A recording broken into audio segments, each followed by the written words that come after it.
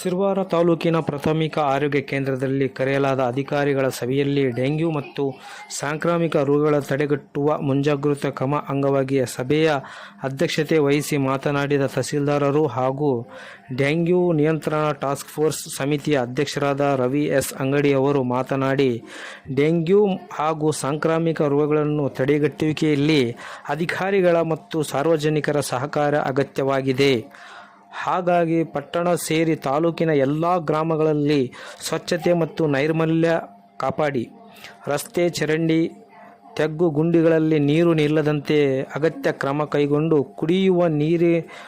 ಕುಡಿಯುವ ನೀರಿನ ಮೂಲಗಳೊಂದಿಗೆ ಕಲುಷಿತ ನೀರು ಸೇರದಂತೆ ಎಚ್ಚರ ವಹಿಸಿ,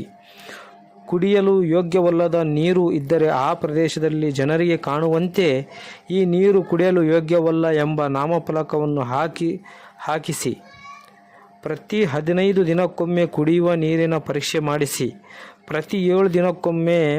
ಗ್ರಾಮಗಳಲ್ಲಿ ಫಾಗಿಂಗ್ ಮಾಡಿಸಿ, ಅಗತ್ಯವಿದ್ದರೆ ಧ್ವನಿವರ್ಧಕ ಹಾಗೂ ಡಂಗೂರ ಸಾರುವ ಮೂಲಕ ಸಾರ್ವಜನಿಕರಲ್ಲಿ